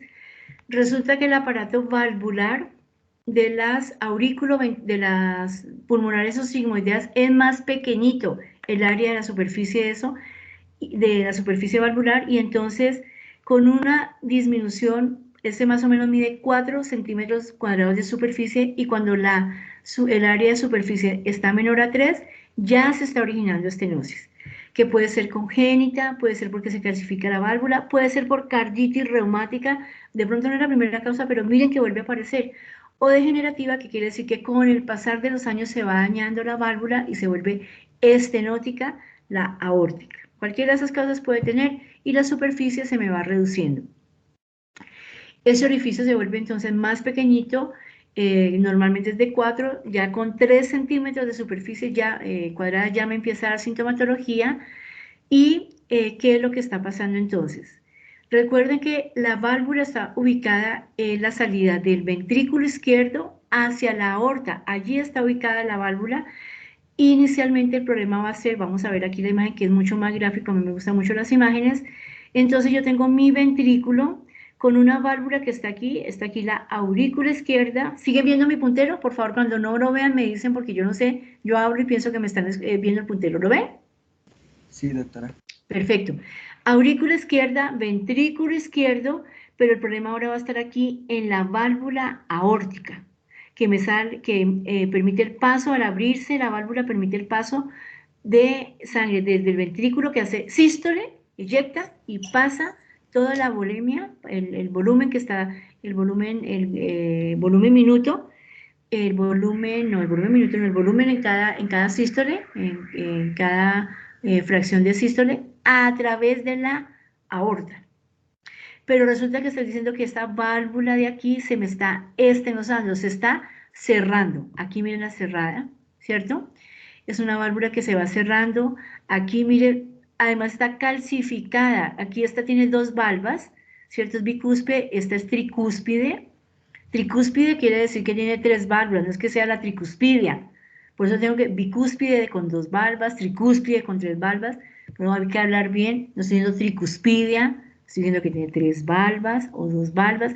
Aquí vemos que está calcificada la superficie y el orificio se cierra. Entonces, ¿qué es lo que pasa? Si este huequito se me está volviendo cada vez más chiquito, más cerrado, ¿quién tiene que hacer mucha fuerza para sacar sangre a través de la aorta? ¿Quién hace la fuerza? Los ventrículos, profe. Izquierdo, el izquierdo, porque estoy hablando, sí, señor. Entonces, miren ese ventrículo cómo se volvió de popocho. Miren el músculo cardíaco, el músculo aquí, el miocardio aquí, cómo se vuelve de hipertrófico. Y yo diría, ah, carambas, qué bueno, hipertrofia del músculo, pues ¡fua! Sale con más fuerza. Pero, juepucha, eso no es así, niños, qué bueno fuera. Se hipertrofia el músculo, pero miren la cavidad, cómo queda la cavidad, grande o chiquita. La cavidad donde aloja sangre cuando pasa de la aurícula al ventrículo. ¿Cómo está la cavidad? Pequeña. Claro, comparen esta cavidad con la derecha, con la del ventrículo derecho. Hipertrofia del músculo, poquita cavidad y poquita sangre que se manda. O sea que cuando yo tengo estenosis de la aórtica, mi paciente va a tener un bajo gasto. Eso es lo que yo llamo bajo gasto, que mandó poquita sangre, perfunde mal. En este caso, el origen del bajo gasto es que la cavidad es chiquita y eyecta volumen, pero el músculo está aquí haciendo la fuerza, la marcha para vencer ese orificio, y entre más estenótico, peor para el paciente. Mandarla a la economía. ¿Qué me preocupa a mí? Pues que se perfunda bien el cerebro, el corazón, el pulmón, el riñón. Pues todos los órganos tienen que perfundirse, pero me preocupan, eso sí, esos órganos que son como vitales. ¿Qué síntomas va a tener entonces el paciente? Pues como no está perfundiendo bien, primero me devuelvo, permítame, me devuelvo. ¿Y cómo me devuelvo yo aquí? Ah, carambas. En mis diapositivas, ¿cómo me devuelvo, niños? Ah, creo que ya sé dónde. Aquí. Me devuelvo a esta. Hablemos entonces del pulso, antes de irme a la sintomatología. El pulso de ese paciente, como se está inyectando sangre a bajo volumen, pues el pulso va a ser chiquito, pequeñito. Es un pulso parvus y tardus, etardus, chiquito y pequeño, onda de pulso chiquita, tensión arterial diferencial, convergente, diferencia entre sistólica y diastólica poquita y onda chiquita, porque miren aquí está diciendo que la onda, que la sangre que sale es poquita. Bien, continuemos acá. Entonces tengo la presión arterial, el pulso pequeño y lento, ¿cierto? Pequeño, onda de pulso pequeña. La tensión arterial va a ser baja y convergente. El paciente tiene presiones bajas porque está la perfusión comprometida, baja la presión, y la diferencia entre sistólica y diastólica va a ser poquita, o sea que va a tener, por ejemplo, 90-70 o 100-80 o 90-60 o 90-80, cercana a las presiones convergentes, eso se llama. Y hay un thrill. Si hay un thrill, ¿el soplo es chiquito o es grandote? ¿Cómo es el soplo? ¿Chiquito o grande? Grande, profe. Gigante, sí señor, sí señor. Sí, Nicolás, es un soplo gigante porque se acompaña de thrill, y es un thrill que se percibe en las carótidas, y nuevamente hacia allá va el flujo de sangre. Entonces, como estamos hablando de la aorta, entonces a nivel de las carótidas o en la horquilla external, allí voy a palpar yo el soplo. Palparlo, porque cuando yo digo thrill es palpatorio. Palpo ese flujo turbulento, por eso cuando yo hago la palpación, cuando estoy en inspección, palpación de corazón, debo palpar cuello, debo palpar escotadura externa, debo palpar epigacio, debo palpar toda la parte de axila, todo eso, debo palparlo buscando que no se produzca un flujo turbulento, si hay un soplo perceptible. Y como dije que la sangre salía a baja presión, pues el paciente tiene baja irrigación del cerebro, y en este caso el paciente va a tener síncope, pero síncope cuando ya grave, porque el paciente va a tener lipotimia, vértigo, lipotimia y síncope. Todos van a leer vértigo, lipotimia y síncope. Vértigo es inicialmente cuando está empezando y es vértigo de origen cardíaco y no vértigo por problema de oído, porque es que la gente dice, le dio mareo, ay, tiene un problema en el oído, tiene el tapado el oído. No, estoy hablando de vértigo de origen cardíaco, por bajo flujo, por baja perfusión del cerebro. Si eso progresa, ya no es vértigo, sino que empieza a tener lipotimia, y hay diferencia entre vértigo y hipotimia, porque el vértigo es lo que la gente comúnmente llama mareo, y es como esa sensación de que se me mueve todo o que yo me muevo, que puede ser subjetivo u objetivo. En la lipotimia es lo que la gente llama la pálida, pero nosotros vamos a hablar con terminología médica, pero es para que me puedan entender. En la lipotimia, el paciente siente como que todo ve uno en blanco y negro, empieza con una diaforesis profusa, o puede estar con una alteración visual, como les decía. El paciente siente una dinamia marcada y siente como que entra en dificultad respiratoria, y eso es lipotimia, pero no pierde la conciencia. En cambio, en el síncope, sí. Y puede progresar de vértigo a lipotimia y de lipotimia a síncope. Y el síncope, todos estos son síntomas de origen cardíaco, cardiogénico. Y cuando el paciente hace taquicardia, imagínense que el corazoncito chiquito de ese corazón, con ese ventrículo restringidísimo, y ese paciente quiere bombear esa sangre, y cuando necesita, por decir algo, caminar rápido, el paciente necesita aumentar la frecuencia porque sus músculos de las piernas están diciendo, mándeme más oxígeno porque usted me está poniendo a caminar, pero el paciente no tiene con qué bomba mandarle. Pues en ese paciente, el paciente ¡pum!, colapsa y se cae. Y se cae y pierde conciencia y pierde signos vitales, que eso es síncope. Pero es transitorio cortico y recupera. ¿Y qué pasó? Y es lo que la gente dice, el desmayo. El desmayo. Pero no vamos a decir, se desmayó, síncope. Es que yo me desmayé, me dice la persona, yo perdí la conciencia. Ah, síncope, ¿cómo fue eso? ¿Usted se dio cuenta? No, yo no me di cuenta, pero me dijeron que me caí y me desplomé. Obviamente que puede haber un trauma, pero el paciente pierde la conciencia, y por bajo gasto cardíaco. Es por bajo gasto cardíaco que se está produciendo. Como también estaba mandando bajita sangre a todas partes, me preocupa el corazón, porque es que el corazón también recibe sangre por las arterias carótidas, coronarias, recibe sangre, perfunde por los senos de Valsalva, la carótida izquierda y carótida derecha, me perfunde toda el ventrículo izquierdo, derecho, todo, la rama, la circunfleja, las descendentes, todas esas ramas me van a perfundir. Pero si tengo un corazón que bombea a bajo volumen, con baja presión, pues el paciente va a tener angina, y angina, que ustedes ayer vieron dolor precordial, angina significa dolor precordial por isquemia, dolor por isquemia, y entonces el paciente, ayer sí vieron ya infarto, ¿verdad? ¿Sí pudieron ver ya entonces el electroinfarto?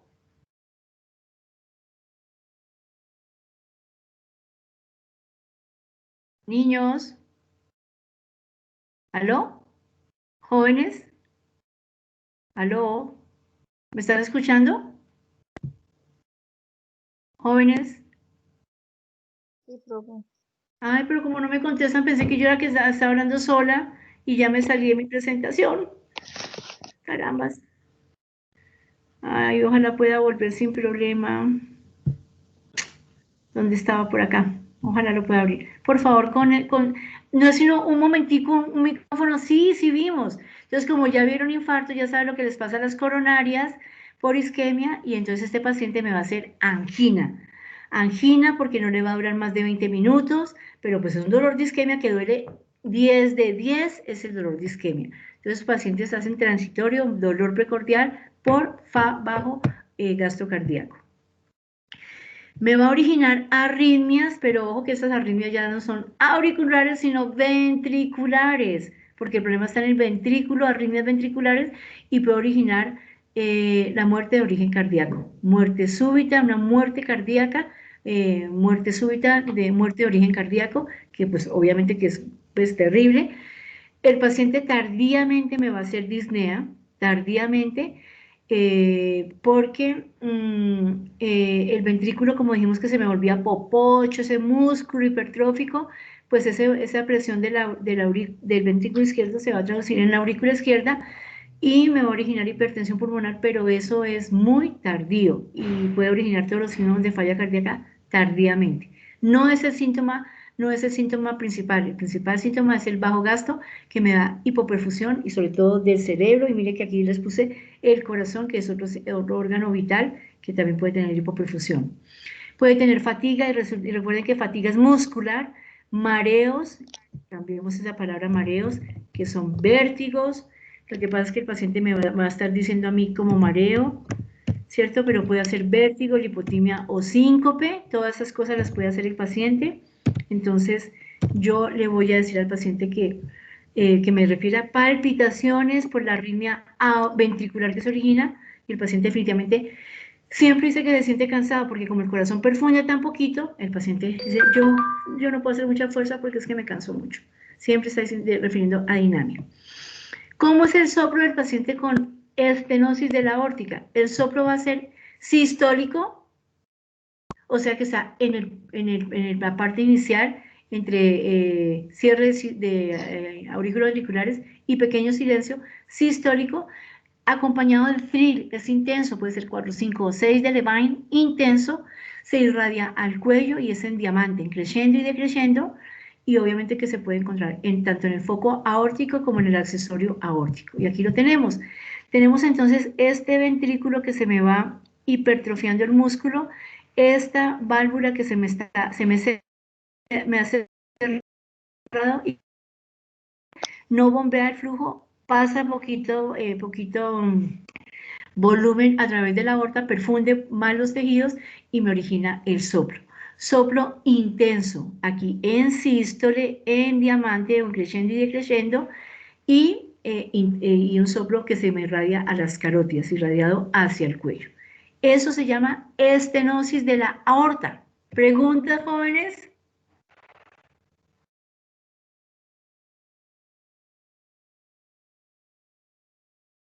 ¿Preguntas sí o no? ¿Todo claro? Vale. Me voy entonces a la insuficiencia mitral, la insuficiencia aórtica, y la insuficiencia aórtica, y estoy todo el tiempo en el lado del corazón izquierdo. Si yo me llamo insuficiencia, quiere decir que no se cierran bien las válvulas. ¿Cuál válvula? Pues la válvula que me está sacando sangre del ventrículo a la aorta. Entonces, escurre sangre de la aorta al ventrículo izquierdo. Así de sencillo. Se me escurre sangre porque no se me cerró bien la válvula, porque la puerta quedó entreabierta. Pasa entonces sangre y eso me va a producir entonces una falla del ventrículo izquierdo. Esta valvulopatía es la más frecuente en hombres, para que sepan por estadística que es la más frecuente en hombres. Dentro de las causas vamos a tener la endocarditis bacteriana, la insuficiencia aórtica se ha clasificado en aguda, subaguda y crónica. La aguda puede ser producida por endocarditis bacteriana, por el Marfan, por una disección de aórtica. En la subaguda puede haber mixoma, que el mixoma es un tumor ubicado en las cavidades cardíacas. Yo digo que nadie quiere tener un tumor y el mixoma es benigno, no es mixosarcoma, es mixoma que es benigno, pero ¿quién quiere tener un tumor en el corazón? Así no sea metastásico, pero está ubicado en el corazón y daña la función del corazón. El mixoma, una ectasia del anillo de la válvula por un problema de Lewis. ¿Qué es la Lewis? La sífilis, profe. Sí, sífilis. Señor. Perfecto, Nicolás, muchas gracias. Una Lewis, o de tipo luético o diabético, porque tanto la Lewis como la diabetes dañan la parte del endotelio vascular.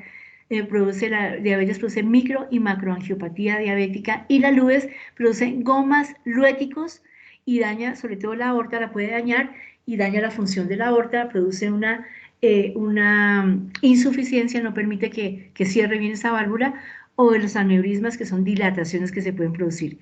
Y de tipo crónico, de tipo crónico, entonces puede ser por fiebre reumática. Miren que aparece siempre la fiebre reumática.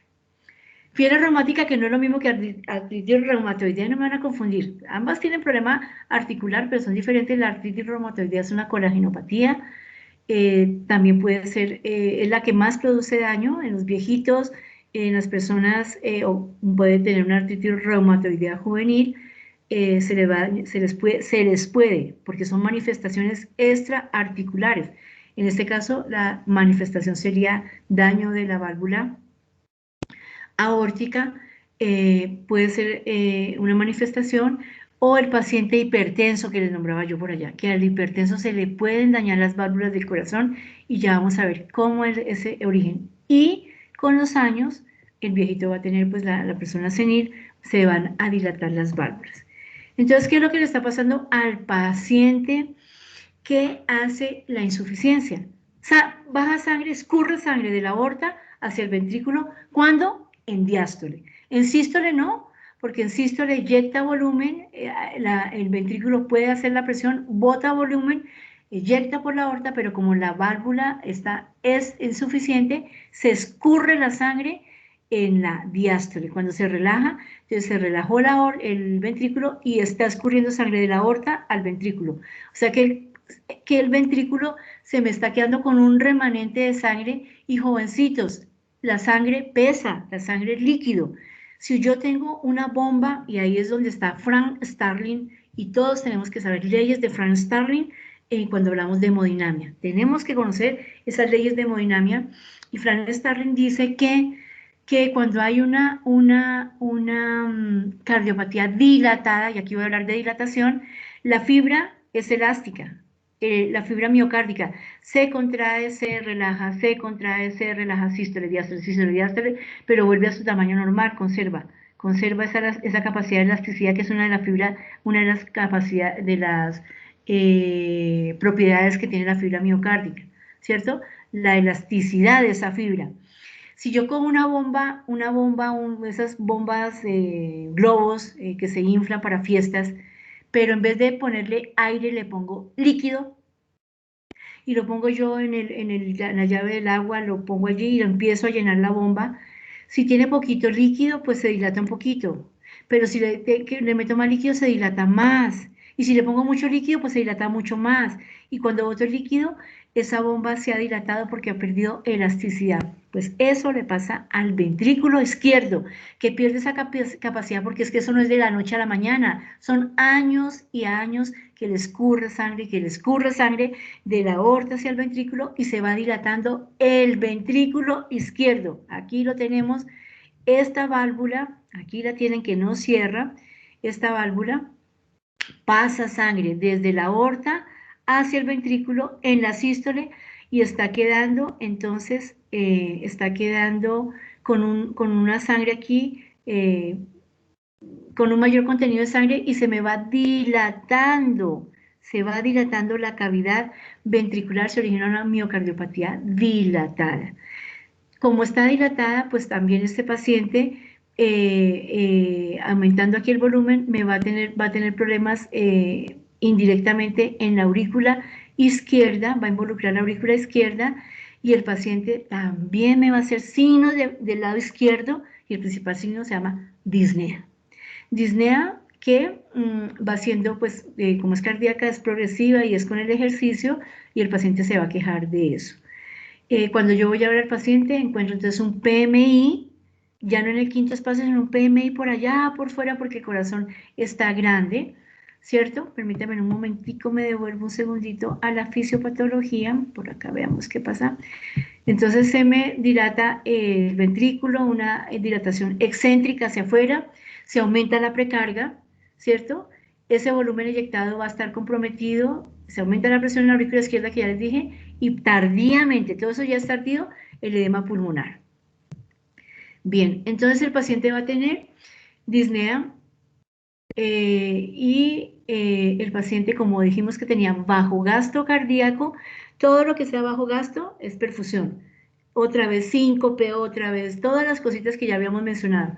Entonces va a tener angina, y recuerden que esa angina es tan importante cuando me está llegando bajo flujo a través de las coronarias que no me perfunden adecuadamente y origina isquemia, sobre todo cuando hay ejercicio.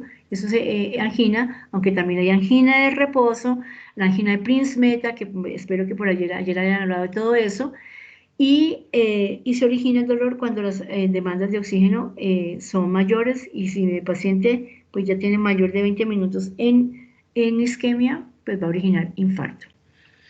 Pero no estamos en infarto, no estamos en el dolor anginoso por bajo gasto, por bajo flujo, por baja perfusión de las coronarias. Hay lipotimia, vértigo y síncope, otra vez, lo pongo síncope, que es lo más grave, pero puedes Puede empezar con vértigo, lipotimia y síncope, muerte súbita, muerte de origen cardíaco y muchísimas cosas. Dentro de la mayor riqueza que presenta el paciente es el que tiene la insuficiencia mitral. El paciente va a tener el pulso Corrigan, que significa que es un pulso grandote y un pulso fuerte. Se llama pulso en martillo de agua. Es un pulso supremamente intenso, es un pulso Magnus Seller, se llama, martillo de agua. Siento yo esa dinamia del paciente, esa hemodinamia marcada, un pulso saltón, un pulso fuertísimo. Si yo le miro las pupilas al paciente, el paciente abre y cierra las pupilas, que ese es el signo de Müller. Si le miro la úvula, le digo abre la boca y con cada pulsación, pin, pum, pum, pin, se mueve la úvula, ¿cierto? Si yo le miro al paciente, si lo estoy mirando, el paciente cabecea, se le mueve la cabeza con cada impulso cardíaco, signo de Muset. O sea que hay muchísimas, si ustedes van a la literatura van a encontrar muchísimas cosas. Está el signo de Durosies. Bueno, en fin, permítanme un momentico, discúlpenme un segundito, por favor.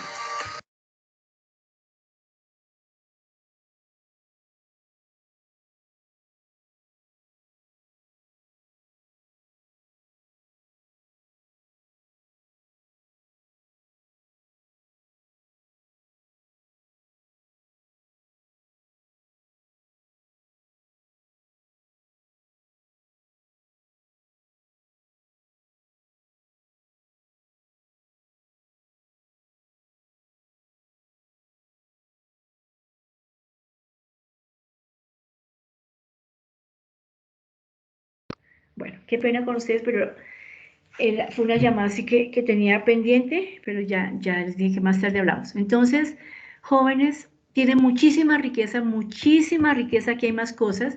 Si es el pulso de Quinkle, por ejemplo, en el que yo le miro los pulpejos de los dedos y miro que se ponen pálidos rosados, y eso me está indicando, se llama signo de Quinkle, y me está diciendo que hay un pulso muy dinámico a nivel del lecho capilar. Hay más signos, aquí tienen ustedes el signo, ¿cómo lo paso?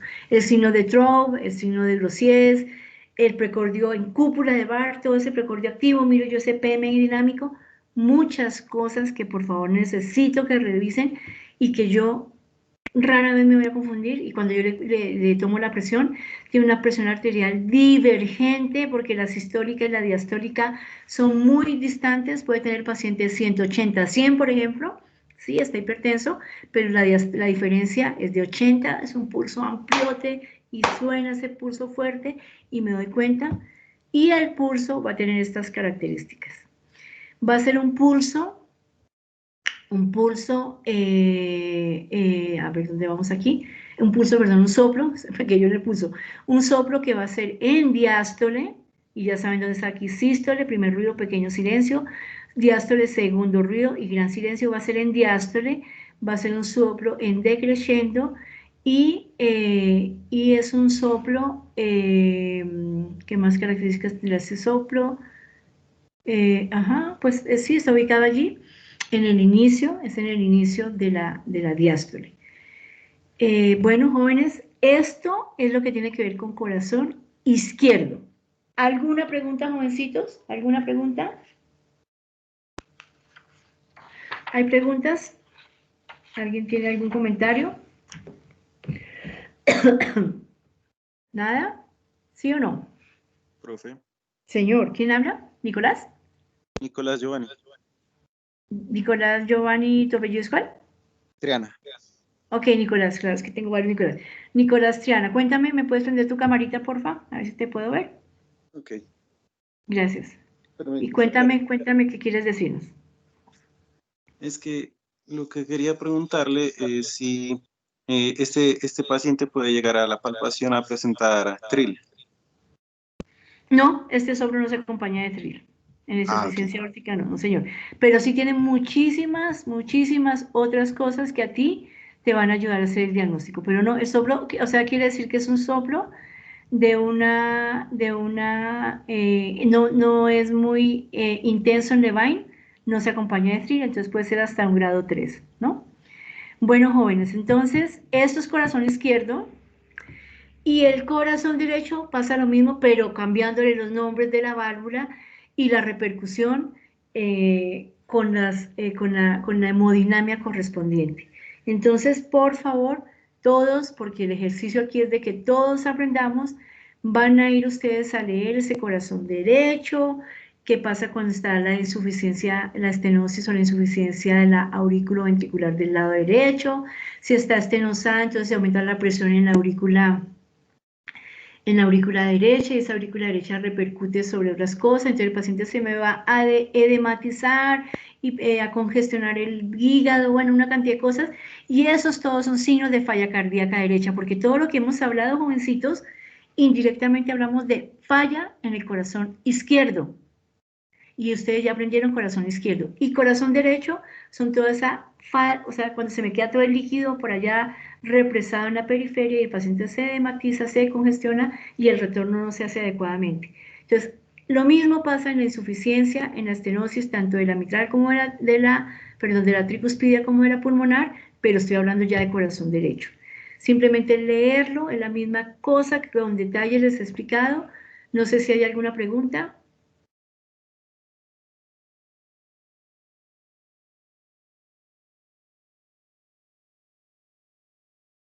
¿Aló? ¿Me escuchan, jóvenes? ¿Quedó claro? No, ¿Preguntas? ¿Señor? no, profe, por mi parte no. ¿Quedó claro?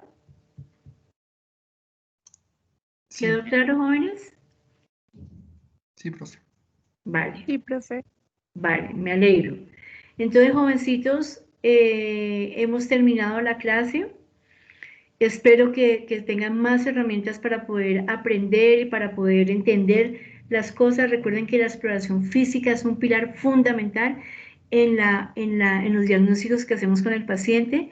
Y yo ya pediré, entonces habría que pedir, por ejemplo, la radiografía de tórax, porque podría yo ver una cardiomegalia, tengo que pedir un ecocardiograma para ver los flujos que se están dando, cómo está la circulación en el corazón.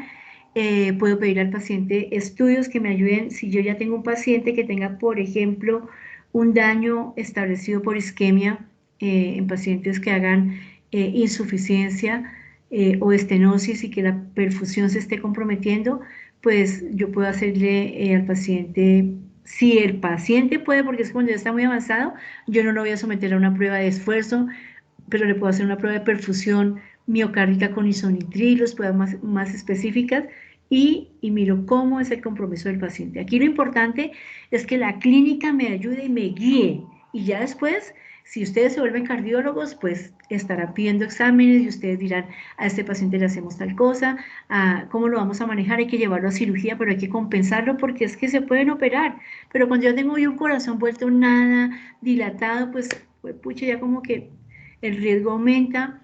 Idealmente, por eso, auscultar muy bien a mi paciente o revisarlo en la parte física para que cuando yo detecte las cosas, ojalá no esté muy comprometido y le puedan hacer la cirugía minimizando el riesgo del paciente, porque todas estas valvulopatías son susceptibles de corrección quirúrgica. Un reemplazo valvular con una prótesis valvular biológica o mecánica, dependiendo de lo que plantee el médico el cirujano cardiovascular, les dirá, mire, esto es lo que necesita y la ventaja de esta sobre esta es tal, él le explicará y el paciente y con su médico decidirán qué es lo mejor. Jóvenes, nos vemos dentro de un ratico con mi grupo, con nosotros, con sus docentes. Si quieren, a través de David Gare, que estamos terminando, no sé, para que les den aunque sea media horita, con mi grupo me veo a las 9:30 para empezar la revisión del examen físico. Que estén muy bien, hasta luego. Profe, Señor. qué pena, ¿me podría dar un momento para hacerle una pregunta al final de la Sí, clase, señor. por favor? Listo, Vale, gracias. menos mal me dijiste porque ya iba a colgar. Sí, señor, claro que sí. Que estén bien, hasta luego. Gracias, Chao, chao. profe. Gracias, profe. Gracias, profe. Hasta luego.